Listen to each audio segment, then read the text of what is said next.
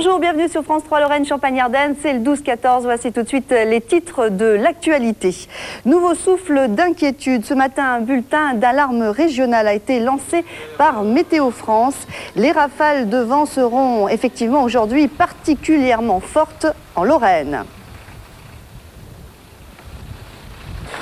Depuis le 1er janvier, les distributeurs de piles doivent faire face à un nouveau décret qui leur impose d'organiser la collecte et le recyclage des piles. Les piles ne doivent plus se promener dans la nature, mais cette récupération ne s'annonce pas évidente sur le terrain.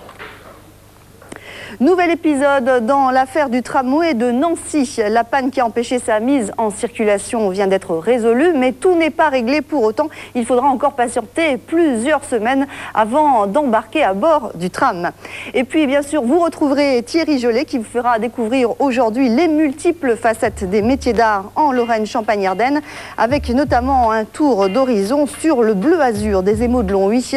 Il nous entraînera dans cet univers de passion et de création.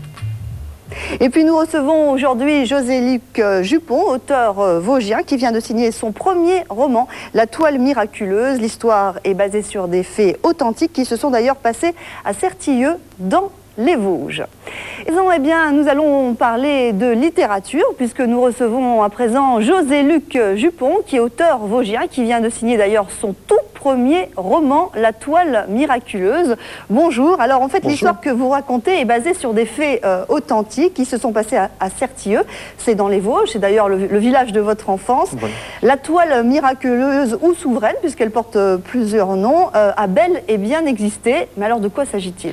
Alors, il s'agit d'un pansement qui était mis en place par le curé de l'époque, l'abbé Eugène Bertrand, qui a comme propriété de concentrer les globules blancs là où le pansement est appliqué. Du coup, ça soulage les maladies d'origine infectieuse et inflammatoire. Alors, il faut dire que ce remède a particulièrement bien marché. Il a même été dépassé par les événements, ce curé. On va resituer un petit peu l'époque aussi. Et oui, parce que tout au début du siècle, même à la fin du siècle passé, le père Bertrand, devant la pauvreté des gens, cherche à mettre en place un remède médical. Il possède lui-même des connaissances médicales. Il fait cette découverte. Il fabrique sa toile au profit des gens du village. Mais de bouche en oreille, son succès est grandissant. Du coup, en 1904, il affronte un premier procès intenté par le corps médical qui lui reproche une concurrence déloyale. Mais le curé va être acquitté et sa renommée sera très rapidement mondiale puisque de nombreuses familles possèdent un frère, un fils, un oncle missionnaire en Afrique, en Corée, voire dans d'autres régions du monde, envoient la toile et eux-mêmes la diffusent dans les pays. Alors ce qui est intéressant également, c'est que ce curé vraiment avait une aura particulière puisqu'il a réussi à mobiliser tout le village. Tout le monde s'est mobilisé en fait. Et oui, parce que le curé se trouve victime de son succès. Il faut fabriquer la toile. Il faut savoir qu'à peu près une centaine de colis chaque jour partaient à destination du monde entier. Mais également, au train de 9 heures, les malades, enfin de nombreux malades venus de toute la France et pour une bonne partie envoyés par leurs propres médecins, c'est dire si le monde médical était divisé sur la question, viennent se faire soigner, très souvent désespoir de cause, chez le curé. Alors aujourd'hui, ce remède n'existe plus ?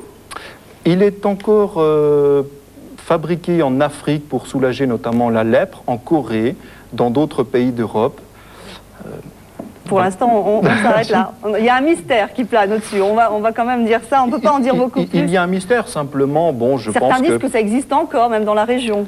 J'ai entendu de nombreux témoignages qui le confirment. D'ailleurs, est-ce que la toile ne serait pas un bon remède contre le déficit de la sécurité sociale?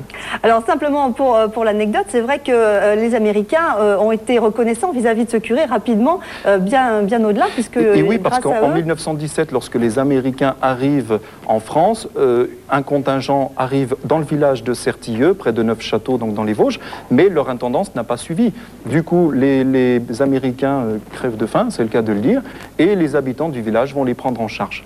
D'accord. Merci beaucoup d'avoir été notre invité aujourd'hui pour ce premier roman, La Toile Miraculeuse. Merci beaucoup. C'est terminé pour aujourd'hui. J'aurai le plaisir de vous retrouver dès lundi avec Samuel Pelletier, que vous aurez beaucoup de plaisir à retrouver. Tout de suite, Thierry Gelé, bien sûr, avec toute une panoplie, toutes les facettes des métiers d'art en Lorraine Champagne-Ardenne. Et juste avant, le 12-14 service avec Lara Julien. Bon week-end.